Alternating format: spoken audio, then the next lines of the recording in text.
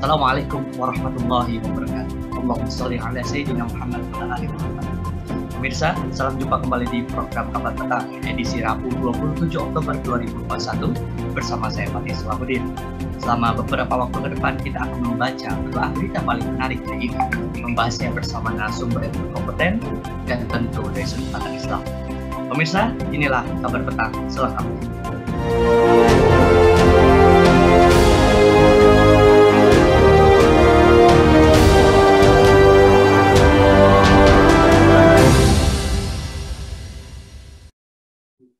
Pemirsa, kabar terbaru dari kudeta Sudan, Jenderal tertinggi Abdel Fattah al-Burhan mengumumkan keadaan darurat dan membubarkan pemerintahan transisi demokrasi negara itu. Ia juga mengumumkan pembentukan pemerintahan baru setelah tentara menahan para pemimpin sipil pada Senin 25 Oktober 2021. Pengumuman Jenderal Burhan dalam pidato yang disiarkan televisi muncul setelah militer menahan tokoh-tokoh pemerintah yang memimpin transisi menuju demokrasi sejak penggulingan presiden otokratis Omar al-Bashir pada April 2019. Burhan mengatakan untuk memperbaiki arah revolusi, kami memutuskan untuk menyatakan keadaan darurat nasional, membubarkan Dewan Kedaulatan Transisi, dan membubarkan kabinet. Pernyataan tersebut muncul saat bentrokan meletus di ibu kota Khartoum.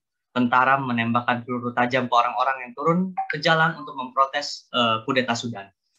Pemirsa, apakah penyebab kudeta dari Sudan? Bagaimana konstelasi politik di wilayah ini? Adakah peran asing yang berperan kuat dalam peristiwa ini? Untuk membahas topik ini kami terhubung dengan pengamat hubungan internasional Bung Hasbi Aswar, SIP MA PhD. Assalamualaikum Bung Hasbi. Waalaikumsalam warahmatullahi wabarakatuh. Bung Hasbi, bagaimana kabarnya? Alhamdulillah sehat. Alhamdulillah. Baik Bung, langsung saja ke pertanyaan pertama maksud saya pada diskusi kita di program Kabar Petang hari ini. Bung, dikabarkan aksi unjuk rasa terjadi sebagai protes atas militer Sudan yang merebut kekuasaan dari pemerintah transisi. Sebenarnya, Bung, kami ingin tahu bagaimana konstelasi politik di wilayah ini, Bung. Baik, bismillahirrahmanirrahim. Assalamualaikum warahmatullahi wabarakatuh. Alhamdulillah, salatu wassalamu ala rasulullah wa ala alihi wa ashabihi ajma'in, amma ba'du. Jadi kondisi Sudan itu yang pertama adalah sebagaimana kita pahami ya, bahwa Sudan itu pernah dibawa kekuasaan Presiden Omar al-Bashir, seorang pemimpin militer yang berkuasa kurang lebih 30 tahun, sejak 89 sampai 2019 ya. Dan kemudian terguling pada tahun 2019 oleh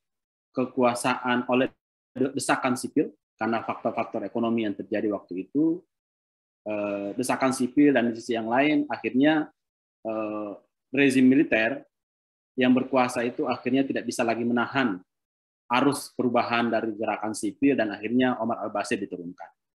Dan setelah Omar al-Bashir diturunkan 2019 itu terjadi kesepakatan sebenarnya. Jadi awalnya militer itu tidak setuju kalau sipil itu terlibat menjadi bagian dari pemerintahan. Setelah 30 tahun menjadi penguasa tunggal di Sudan, tapi akhirnya karena desakan sipil yang kuat dan perlawanan sipil yang kuat yang memakan banyak korban, dan desakan internasional juga, akhirnya Sudan mau berkompromi dengan gerakan-gerakan sipil, gitu. Dan akhirnya terbentuklah sebuah koalisi pemerintahan nasional, dibentuklah Dewan Kedaulatan yang berisi 11 orang di sana ya.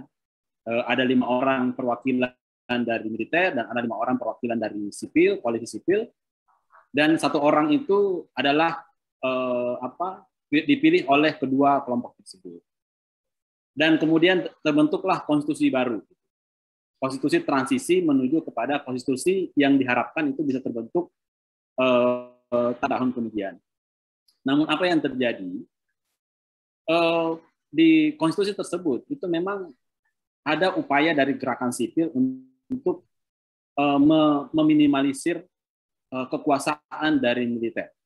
Dan itu terbukti hari ini setelah kudeta militer ya, yang kemudian pemerintahan Sudan itu diambil alih atau dipegang oleh Jenderal Abdel Fattah al-Burhan tadi, dan kemudian melengsarkan Perdana Menteri Abdullah Hamdok.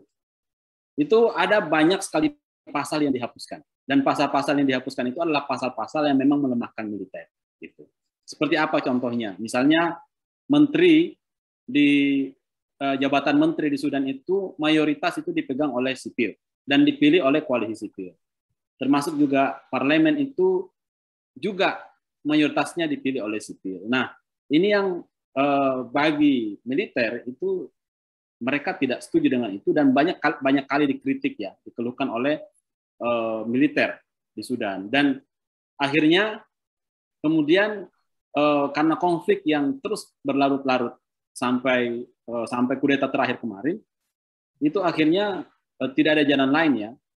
Dan satu poin penting bahwa seharusnya tahun ini itu bulan November yang akan datang itu adalah masa di mana Dewan Nasional itu dipimpin oleh koalisi sipil. Jadi ada kesepakatan sebenarnya antara militer dan sipil bahwa per tahun 2019 sampai 2021 bulan November itu Dewan Nasional dipimpin oleh militer, yaitu Jenderal Abdul Fattah Burhan gitu.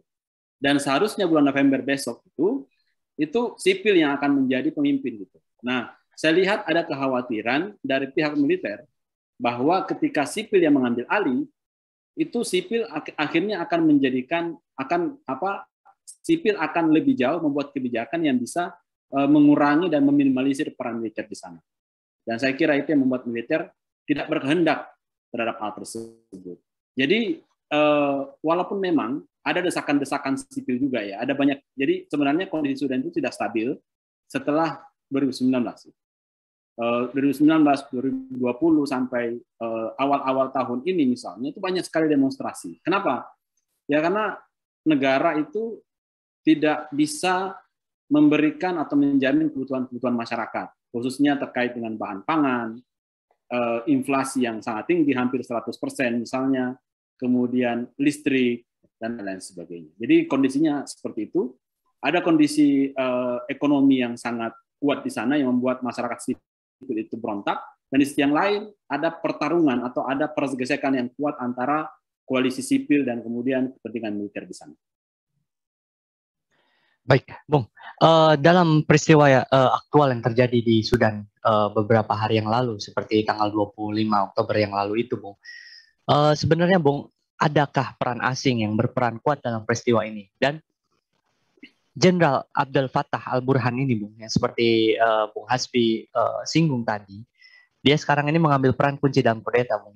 Sebenarnya siapa dia dan dari pihak manakah dia? Baik. Yang pertama adalah Jenderal Fattah al-Burhan itu adalah dia adalah pejabat militer karir ya, yang dia diangkat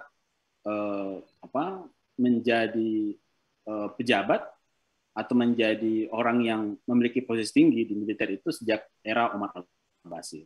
Namun kalau kita lihat di mana posisi dia ya gitu. Kalau pertanyaannya adalah di mana posisi politik dia, yang jelas sekali bahwa di bawah kekuasaan atau di bawah pimpinan Dewan Nasional yang dipimpin oleh Abdul Fattah al-Burhan tadi, itu Sudan itu menjadi semakin cenderung ke arah koalisi Barat. Gitu. Yang sebelumnya hubungan antara Barat dan Sudan itu sangat buruk. Gitu. Amerika Serikat itu buruk sekali hubungan diplomatik dengan Sudan. Begitu juga negara-negara Barat yang lain, koalisi Amerika Serikat. Apalagi Israel ya. Gitu. Tapi apa yang terjadi setelah koalisi nasional dibentuk gitu, atau baik antara sipil dan militer, itu Sudan itu semakin merapat ke barat. Nah, Sudan yang dulunya itu dimasukkan dalam state sponsor terrorism atau negara yang mensponsori teroris gitu oleh Amerika, kemudian tahun 2020 setelah terbentuknya Dewan Kedaulatan ini, itu kemudian dihapuskan oleh Amerika. Gitu. Jadi Amerika tidak lagi menganggap Sudan sebagai negara yang mensupport terorisme. Satu. Yang kedua, setelah Dewan Kedaulatan Nasional ini terbentuk, Amerika kemudian membantu Sudan untuk bernegosiasi dengan IMF untuk apa? Mendapatkan utang dan meringankan utang Sudan yang sangat banyak sekali di IMF. Sekitar kurang lebih 2,5 miliar dolar data yang ada yang dijanjikan oleh Amerika Serikat. Gitu.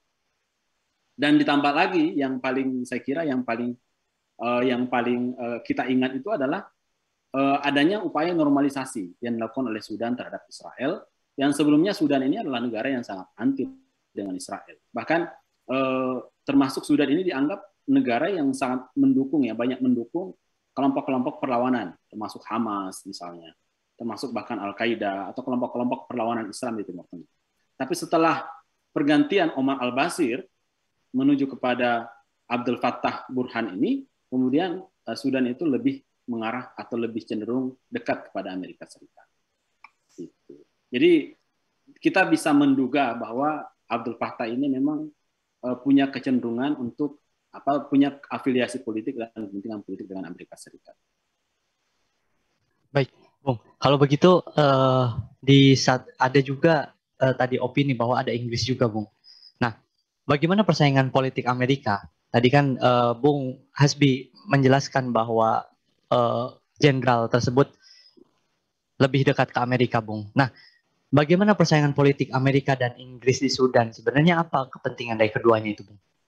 Baik, kalau kita melihat bagaimana adakah kompetisi antara Inggris dan Amerika, yang pertama dulu yang saya ingin jelaskan bahwa Amerika itu walaupun ya kebijakannya sangat keras terhadap Sudan, ada boykot misalnya secara ekonomi, kemudian hubungan diplomatik buruk, ya, tidak ada dubes sejak tahun 70-80-an, itu Amerika Serikat menarik duta besarnya karena banyak duta besar yang pernah di Sudan yang kemudian dibunuh, ya, dan itu membuat Amerika marah, dan kemudian Amerika menarik dan bahkan melarang warganya untuk menjalin hubungan ekonomi dengan Sudan.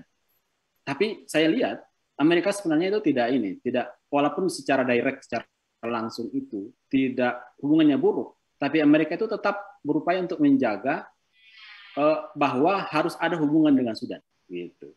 Dengan cara apa? Dengan strategi yang lain. Gitu. Strateginya apa? Misalnya bantuan makanan. Sampai hari ini Amerika Serikat itu adalah negara yang sangat dan bahkan dianggap paling besar membantu Sudan dalam aspek bantuan kemanusiaan, makanan misalnya, dan sampai bahkan di era Biden ini, gitu, ya. Dan kemudian di era Trump, Obama sampai Biden. Gitu. Dan kemudian yang kedua itu caranya Amerika untuk tetap bertahan di Sudan. Yang kedua adalah melalui lembaga-lembaga internasional, lembaga-lembaga donor seperti World Bank dan IMF. Walaupun hubungan Sudan dan Amerika itu buruk dan Sudan itu dituduh atau dicap sebagai negara pendukung teroris, tapi tetap Amerika itu tidak melarang IMF dan World Bank untuk membantu Sudan, gitu. Dan ini cara yang kalau saya lihat ini cara Amerika untuk tetap menjadikan Sudan itu tidak lepas dari pengaruhnya. Nah, kenapa? Nah, pertanyaannya mungkin adalah kenapa sih Amerika itu tidak mau melepaskan Sudan? Karena Sudan ini kalau kita lihat secara geografis ini adalah negara yang berbatasan dengan Laut Merah. Laut Merah itu adalah jalur perdagangan global yang sangat bahkan paling sibuk di dunia. Kenapa? Karena dia satu jalur dengan terusan Suez di Mesir, gitu. Nah, terusan Suez kita tahu, ya, dia adalah jalur perdagangan dari Eropa, Amerika sampai ke Asia, gitu, termasuk jalur perdagangan minyak dan gas, gitu. Artinya apa? Ya, Sudan ini adalah secara geografis itu adalah sangat penting. Itu makanya dalam dokumen pemerintah Amerika Serikat misalnya mengatakan bahwa salah satu kepentingan Amerika di Sudan itu adalah yang paling penting menjadikan Sudan itu bebas dari kepentingan terorisme, gitu, atau perlawanan melawan Amerika Serikat. Jadi walaupun misalnya, ya, dilihat dari sumber daya alam, gitu, Amerika tentunya tidak punya kepentingan yang besar terhadap sumber daya alam di sana. Tapi Amerika punya kepentingan apa? Mengamankan kepentingannya dan kepentingan bisnis termasuk sekutu-sekutunya di wilayah Laut Merah ini. Dan Sudan ini adalah negara yang berbatasan langsung dengan wilayah Laut Merah. Nah, bagaimana dengan Inggris? Saya tidak melihat Inggris itu bermain di sana, ya, secara langsung ataupun tidak langsung, gitu. Malah yang terjadi pasca Sudan merdeka dari Inggris, data-data yang ada Inggris itu yang memberikan bantuan kemanusiaan saja, gitu. Malah beberapa waktu terakhir ini yang besar sekali yang aktif bermain di Afrika, khususnya Sudan, itu Rusia dan Cina, gitu. Pemasok kekuatan militer Sudan malah adalah Rusia dan Cina. di kawasan Afrika dan khususnya Sudan. Gitu. Bahkan Sudan itu bagi Rusia itu adalah negara konsumen atau negara pemasok militer ketiga terbesar di Afrika. Gitu. Itu dari Rusia. Termasuk juga Cina. Kalau kita lihat juga dari aspek perdagangan, bisnis antar negara, Cina dan Rusia itu adalah negara mitra ekspor-impor Sudan yang besar. Dan kita tahu gitu bahwa Rusia itu siapa dan Cina siapa, dan bagaimana hubungannya dengan Amerika Serikat saat ini.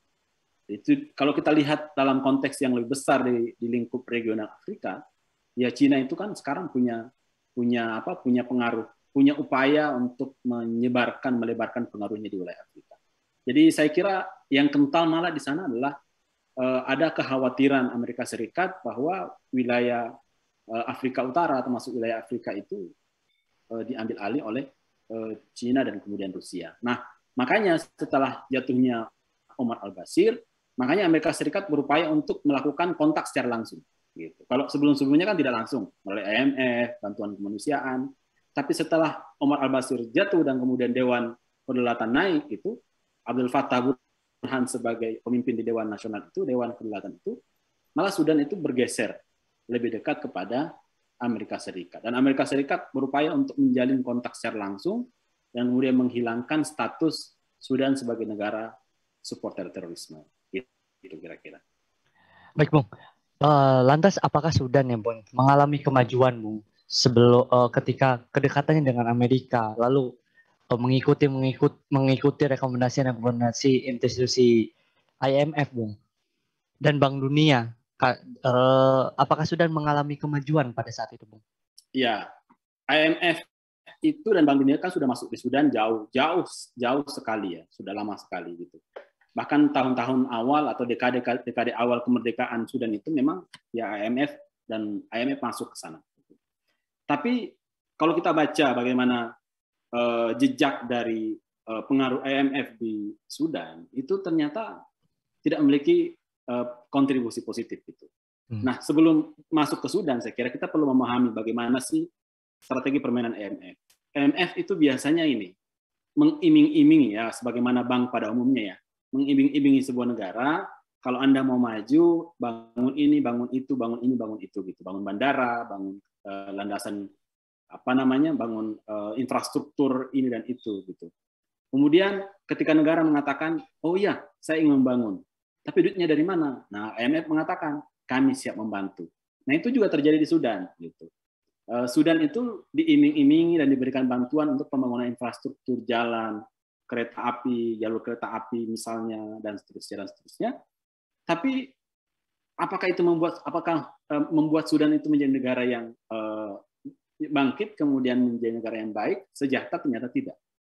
Sejak tahun 70-an, tahun 90-an, tahun 2000 awal sampai sekarang, Sudan itu tidak bisa membayar, belum pernah Sudan itu membayar semua utangnya di IMF. Bahkan selama ini, banyak cerita yang menjelaskan bahwa Sudan itu malah tidak pernah bisa membayar utang. Bahkan selalunya Sudan itu meminta keringanan utang. Gitu. Termasuk tahun 2020 kemarin gitu. Amerika membantu Sudan untuk meminta keringanan dari IMF. Artinya apa? Sudan itu tidak pernah mendapatkan pengaruh yang positif terhadap IMF. Dan bahkan yang menarik adalah salah satu dampak dari IMF itu kemarin itu adalah jatuhnya Omar al-Bashir. Kenapa demikian? Karena IMF itu kan sejak tahun 90-an sampai 2000-an itu memang memaksa Sudan untuk istilahnya itu restructural program gitu, atau program restrukturisasi ekonomi. Harus ada liberalisasi secara masif, privatisasi, mengurangi subsidi, menghapuskan pajak ekspor impor, investasi finansial, dan itu kan resep-resep IMF untuk pembangunan ekonomi sebuah negara. Tapi apa yang terjadi? Nah, Omar al-Bashir itu mengikuti salah satu resep, yaitu apa? Mengurangi subsidi. Tahun 2018 Omar al-Bashir itu mengurangi subsidi roti gitu sebagai makanan pokok masyarakat Sudan. Dan setelah subsidi roti itu dikurangi oleh pemerintah, terjadi lonjakan harga-harga makanan. Itu yang membuat masyarakat berontak, dan dampaknya adalah Omar al-Bashir itu akhirnya jatuh dari kekuasaan. Malah kalau saya lihat, IMF itu kan sebenarnya kalau kita lihat ya, IMF itu bukan hanya punya motif ekonomi gitu, bahwa ingin kalau katanya bantuan dan ini itu cuman polesan saja gitu, lip service saja. Tapi intinya sebenarnya IMF itu punya dua misi, dan misinya bukan ekonomi, misi politik semua. Misi politik yang pertama adalah membuat sebuah negara itu ketergantungan, sehingga negara tersebut bisa menyerahkan sumber dayanya, alamnya, menyerahkan pasarnya kepada negara-negara barat.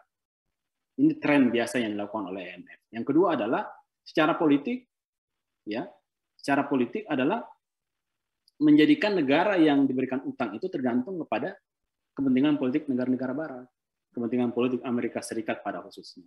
Dan ini sebenarnya yang ingin dilakukan, atau ini kepentingan utama IMF beserta Amerika Serikat di Sudan. Jadi tidak ada manfaatnya dan tidak ada untungnya gitu. Saya kira ini sudah banyak cerita lah gitu, banyak pengalaman pahit di banyak negara termasuk negara Afrika, bagaimana IMF datang memberikan bantuan pembangunan infrastruktur, tapi sebenarnya mereka cuma ingin mencaplok negara tersebut, ingin mencaplok, ingin mengeksploitasi dan ingin melakukan penjajahan terhadap negara tersebut. Baik, Bung, terakhir Bung, apa sebenarnya yang bisa menjadi solusi maksud saya untuk mengakhiri konflik di Sudan ini, Bung? Baik, ada dua hal ya. Yang pertama adalah dari sisi internal. Kalau dalam pandangan saya gitu ya, seharusnya Sudan itu jangan mau termakan iming-iming donatur internasional. Gitu. Jangan mau termakan iming-iming negara-negara maju yang track recordnya kita sudah tahu. Gitu. Mereka adalah negara-negara kolonial dan karakter itu dari dulu sampai sekarang masih tetap ada. Gitu. Kalau paham dengan itu ya sudah, bangunlah negara sendiri, gitu, secara independen. Tidak perlu jauh-jauh dulu untuk mikir harus bangun ini dan itu, infrastruktur ini dan itu. Yang penting terjamin ekonomi jalan, pasar jalan, dan kebutuhan rakyat itu terpenuhi. Tidak perlu harus mentereng gitu, tidak perlu harus bangun gedung, industri ini dan itu gitu.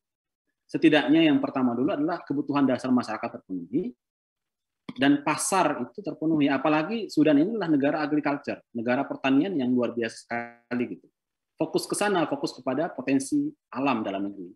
Tidak perlu dulu bicara mengenai harus ekspor impor dalam skala industri dan macam-macam gitu. Itu dalam kerangka strategis harus seperti itu. Harus pemenuhan kebutuhan dasar dulu yang penting. Itu di internal ya. Pelan-pelan gitu. Masalahnya adalah IMF dan kawan-kawan itu kan suka mengiming-iming gitu. Nah, ini harus hati-hati. Kalau termakan iming-iming, ya kita tidak akan pernah bisa maju dan akan terus terjajah dan akan terus tidak stabil negaranya. Itu yang pertama. Yang kedua, Sudan ini harus kita pandang bukan hanya sebagai sebuah negara dalam kerangka nation state ya. Sudan ini adalah bagian dari kaum muslimin gitu. Nah, seharusnya memang umat Islam khususnya wilayah Afrika termasuk wilayah Timur Tengah, apalagi Sudan kan berada di bawah naungan OPIA, Organisasi Kerjasama Islam Internasional gitu. Seharusnya memang negara-negara muslim itu harus bersatu padu gitu. Atas nama kesadaran kesatuan keumatan, kesadaran keislaman bahwa Sudan ini adalah bagian dari kaum muslimin, sehingga negara-negara muslim itu harus komitmen untuk membantu Sudan gitu, membangun negaranya, memberikan bantuan gitu. Apalagi di Timur Tengah sangat banyak sekali negara-negara yang kaya raya gitu. Seperti Qatar, Saudi Arabia, Kuwait, Uni Emirat Arab gitu kan, dan negara-negara yang lain. Banyak sekali negara muslim yang bisa diandalkan menjadi alternatif terhadap atau alternatif dari negara-negara barat yang kolonial tersebut gitu. Saya kira kalau dua hal ini bisa dijalankan secara internal, Sudan itu fokus kepada pemenuhan kebutuhan dasar gitu ya. Yang kedua adalah kesadaran kaum muslimin untuk membantu Sudan untuk lepas dari kemelut ekonomi dan politik. Saya kira Sudan itu akan menjadi negara yang merdeka gitu. Negara yang bisa menghidupi dirinya sendiri tanpa harus berlarut sampai sekarang dan diintervensi oleh kepentingan asing. Gitu saya kira. Baik. Terima kasih Bung Hasbi atas waktunya telah hadir di program Kabar Petang pada hari ini, Bung. Pemirsa Kabar Petang, semoga Anda mendapatkan banyak manfaat dari acara kami. Sampai bertemu lagi di jam dan channel yang sama setiap hari. Jangan lupa untuk subscribe, like, dan share channel ini. Akhirnya saya Fatih Salahuddin bersama kru yang bertugas mohon undur diri. Wassalamualaikum warahmatullahi wabarakatuh.